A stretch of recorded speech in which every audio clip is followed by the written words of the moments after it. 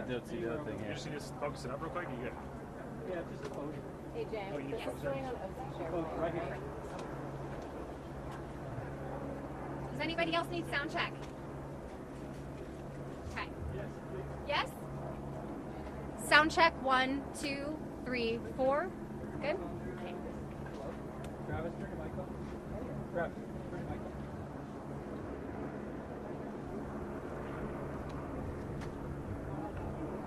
It's on. Test. Cool. Do you need me to close it? I'm not baiting them.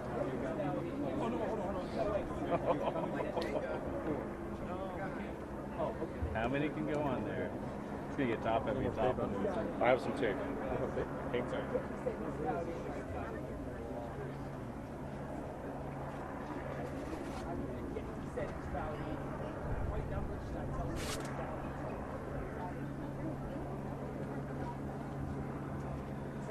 Thank you so much.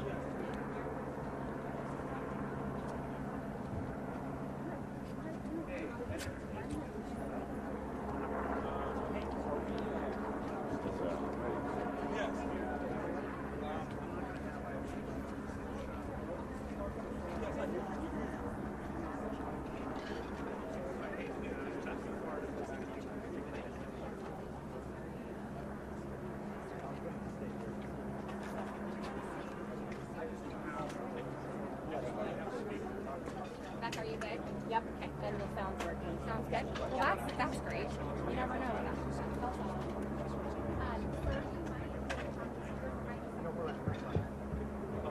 Yeah, I would move on. That's who's gonna get the best shot. You guys are just gonna have to get real comfy. I know. You're good. I'm not going over here. I'm not going down over here. I ain't young anymore. I don't have young years. I got it for purpose.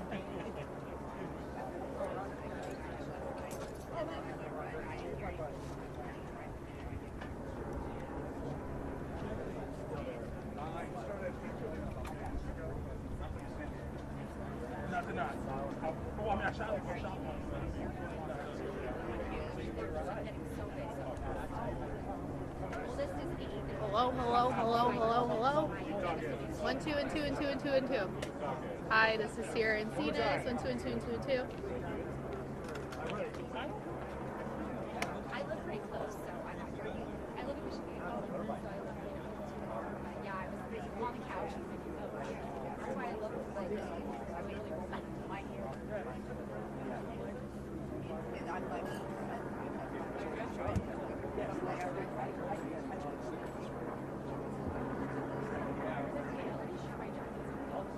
I'm not on camera.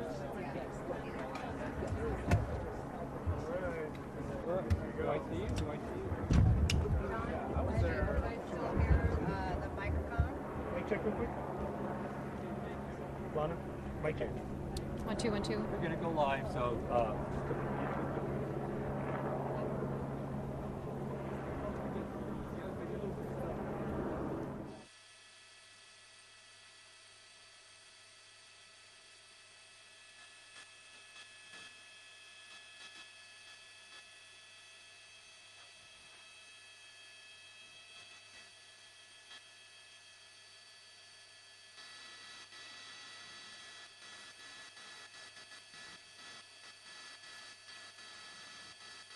Yeah, this is a press conference is going to happen right here.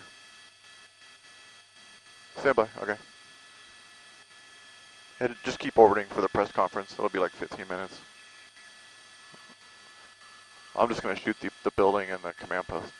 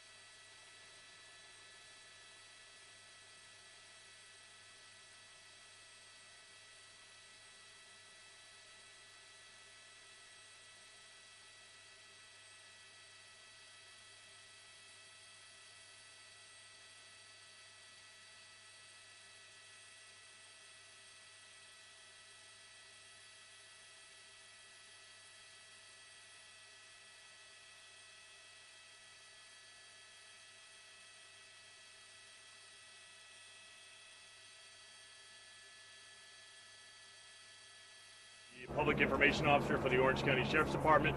First of all, we'd like to just let the public know that our hearts reach out to those affected by this tragic event. For today's press conference, the following speakers will be in this following order. First is Jeff Halleck, Undersheriff, Orange County Sheriff's Department. Brian Fennessy, Fire Chief, Orange County Fire Authority. Christy Johnson, Assistant Director in Charge, FBI Los Angeles. Stephen Galloway, Assistant Special Agent in Charge, ATF, Los Angeles. Lisa Bartlett, Orange County Board of Supervisors, 5th District. And Carol Moore, Laguna Woods Mayor. We will take questions at the conclusion of this press conference.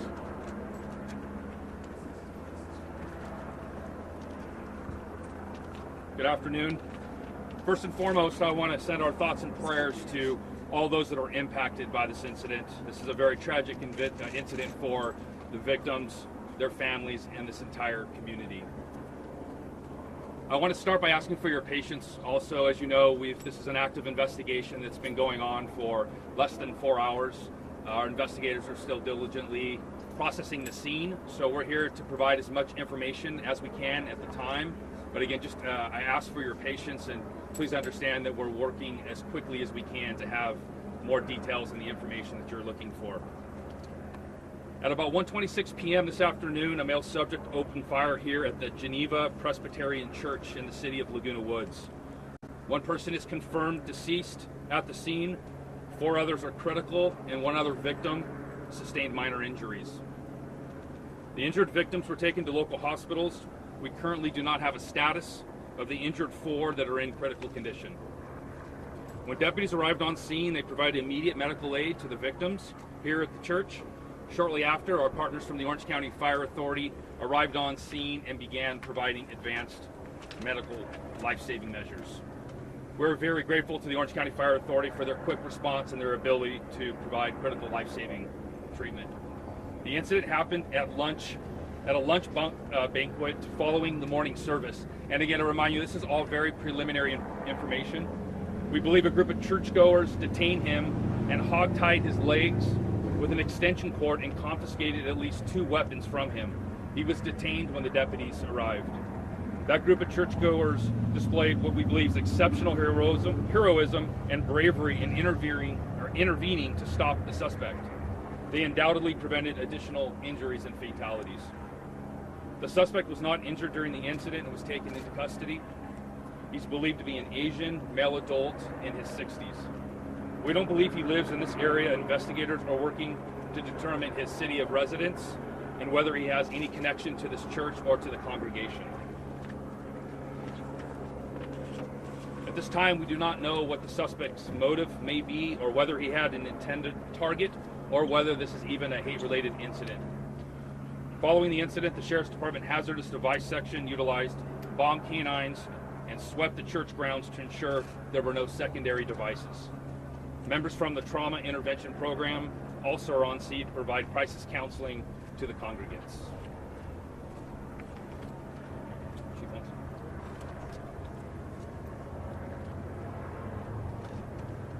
Multiple OCFA resources responded as part of a potential MCI, a mass casualty incident, as part of the active shooter response. Resources included multiple firefighter paramedic units, our specialized mass casualty unit, private ground ambulances, and a helicopter air ambulance. An MCI was declared and our firefighter paramedics quickly triaged, treated, and transported 5 patients.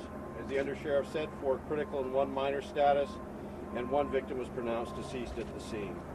In addition, OCFA chaplains responded to the church and the hospitals. We also have started our critical incident stress debriefing for our OCFA first responders.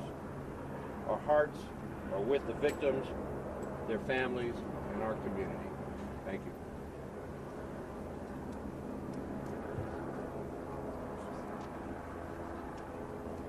Thank you, Undersheriff Halleck and Chief Fennessy.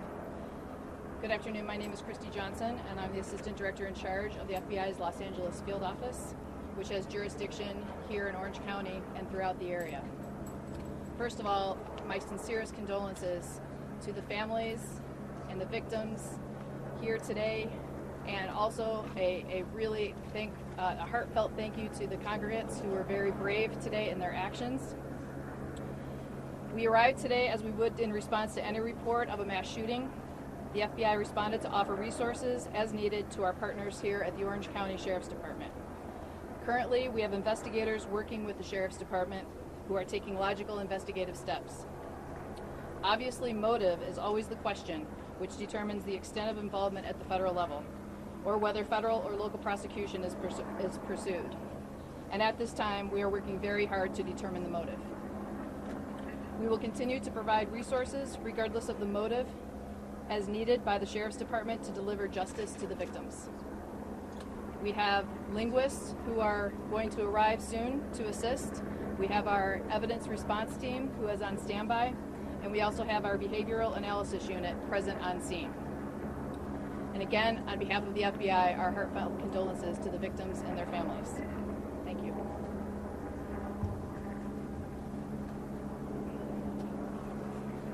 Good afternoon. On behalf of the men and women of ATF, I want to send my sincere condolences to the victims, the families, and the community that's been affected by this tragedy. Upon receiving reports of the shooting, agents from our Santa Ana field office responded to the scene immediately to provide assistance to the Orange County Sheriff's Department. Since the scene has been secured, our agents have initiated an emergency trace on the recovered firearms. Those traces are currently in progress and will be thoroughly investigated once they're complete. ATF will continue to work in close tandem with our law enforcement partners until this investigation is completed. Nothing further at this time. Thank you. Good afternoon. Orange County Supervisor Lisa Bartlett, 5th District.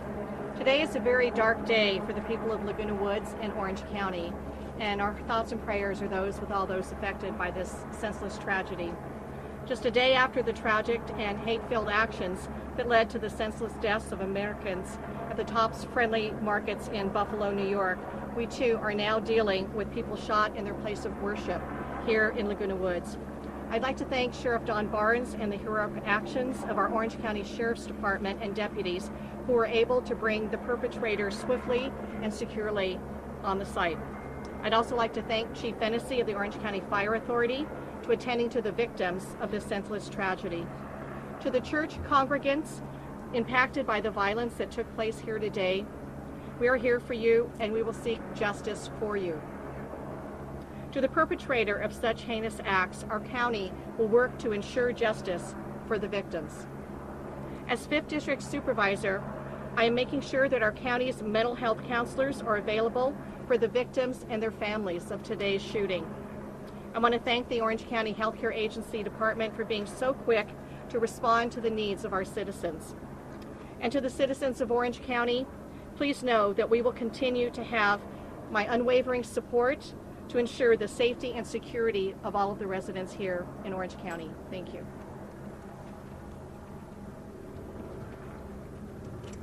Good afternoon. My name is Carol Moore.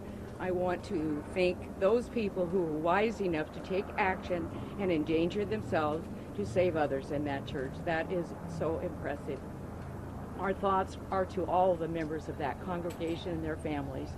And I think that we have to thank, and I know we do thank, the City of Laguna Woods is so pleased. The cities nearby immediately contacted us and wanted to support us. It was so outstanding to have that happen. On top of that, we have all these first responders. Please look at these people that are providing our safety. Our fire department, our sheriff's department, the FBI, the ATF. We're so thankful. Thank you for taking the time to cover this properly. All right, this time we'll take any questions you may have. So how many arms were recovered? I'm sorry? How many arms were recovered? 2 firearms were recovered at the scene. What kind of firearms were they? Were they handguns, rifles? 2 handguns is what were recovered. Can you talk a little bit about how quickly this transpired, how quickly parishioners intervened? Like, can you describe how they specifics of their actions of the road? Yeah, so the question was how quickly this unfolded. We don't have that information. The dispatch call came in at about 1:26 p.m. Deputies were here within minutes, and by the time we arrived, the parishioners had the subject hogtied and in custody. So this happened really quickly. Jeff, do you know if anyone was injured in the process of doing that? So you able to get shots off? Anything else? That's still part of the active investigation. And like I said earlier, we have 5 that were injured, 4 critically. Obviously, we're saddened to say that one is deceased, but we're still working through kind of the details and how it unfolded. We don't have that information. That will be part of the investigation. Did any congregants recognize the assailant? That's still part of the investigation. There were a number of witnesses inside, about 30 to 40 that investigators are interviewing now, and so until we get through all of those interviews and that information, we won't really have a good idea if he was known to the congregants. Do you know if there was any specific language spoken or said anything that connected him to them? Not at this time. That's stuff that they're still working Can through. you speak to, you said he had 2 weapons. Did he have any more ammunition with him? And can you speak to how important it was that these folks actually took a stand and tried to stop him? It could have been a different story that we're telling today. That's correct. I can't speak to exactly where the weapons were, if we had any additional ammunition. Again, that's part of the investigation. But as I said a little bit earlier, they're based on the preliminary investigation and the interviews. It does seem that one or more of the congregants did act quite heroically and jumped in and tried to do what they could to subdue the suspect immediately. Was he attending the service before, or did he show up to the luncheon after the fact? Those details, I'm not sure. Have you identified the suspect? I don't know the answer to that. What about surveillance footage? Was there surveillance footage inside the church? We don't know, but if there is, that's something that investigators will get to as quick as can and be able to review that. We know it's the victims. Absolutely, that's what that all goes to the motive, and that's the things we're working through. So we won't have answers to that. Again, we're still working through all of that. The LA Times has him as a 68-year-old man. Is that correct? Is he 68 years old, originally from Las Vegas? We're not identifying him. All we'll say is it's a male. But no information on age or date of birth. We say male. Do we know if the victims were, if the victims are among those who tried to detain him? In other words, do we know if some of the victims were? There was 30 to 40 people in there. Obviously, we had the 5 people that were injured and the one that was deceased. Again, whether they were the ones that were actually trying to detain him, I can't answer that. There's a lot of interviews. We're still only 3.5, 4 hours into this active investigation. It just takes time to work through it. So again, I just ask for your patience with some of the details. Can I ask a question of the ATF? You had mentioned the phrase emergency tracing on the firearms. Correct. What is that and what does that give you? So our National Tracing Center, which is located in West Virginia, we send the information on the serial numbers that goes to the tracing center and provides us with results. What I mean by emergency trace, it's an emergency situation, right? It's not a routine trace. So we'll get that information back hopefully within the hour, and then our agents will start tracking down the federal firearms licensee who sold that firearm and hopefully trace it back to the original purchaser. Do you need ballistics and the serial number? No, specifically the serial number off the firearm. So they're not ghost guns? Commercially, the information I have is commercially made firearms with serial numbers. Can you give an age range for the victims? I wouldn't have that. Sorry. Can you tell us if both firearms were fired? We don't know that yet. Age range of the victims? No, we're identifying everybody as adults at this point. So until we can confirm everything. For the linguists, are they? Is that for the assailant? Is that for victims or congregation members? That's the linguists? for both. For For both. Can you tell us if any leaders of the church were injured? I cannot. I don't know. The people that were injured, I don't know what their responsibilities were here. Do you know how many shots were fired? I do not. Again, still working through all those statements. No children were inside the church when this happened. I'm sorry? No children were inside when this happened. That I'm not sure of if there were. I'm not aware of any children that were here. Can you confirm that this was a Taiwanese congregation honoring one of their holy pastors? I cannot. I know it was some type of banquet after the service, but as far as exactly what the banquet was for, or who they were honoring, I don't have that information. Can you characterize his demeanor once your deputies took custody of him? I have not spoken to the deputies, so I know he was in custody and he was hogtied and immediately, taken and detained by the deputies. Was he part of the banquet, or did he just come in or storm in kind of thing? We don't know that.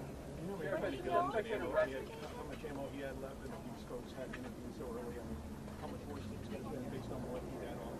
Oh, I don't know what he may have had or if he had any additional ammunition, but I think it's safe to say that had people not intervened, it could have been much worse. There was 30 to 40 people inside the church. Do you happen to know if the subject walked into the church, or did he drive here?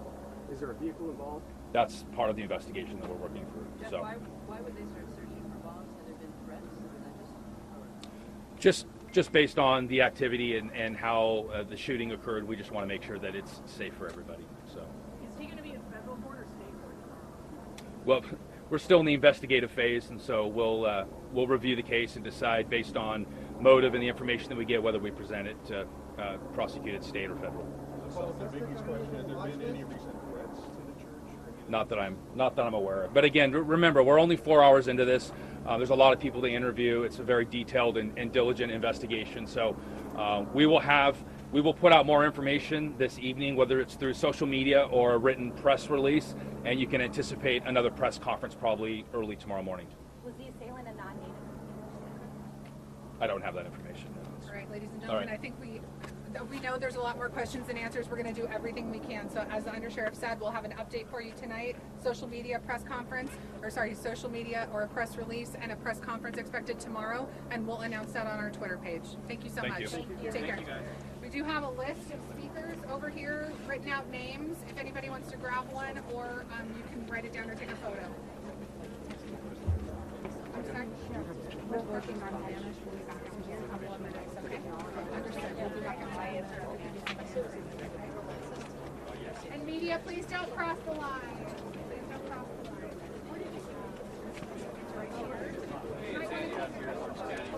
line. We're all done meeting.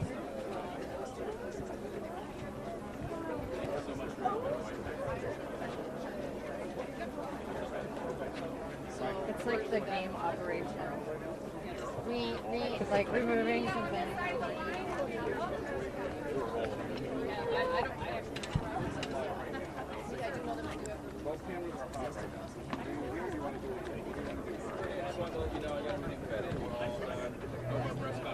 Hey, Mike.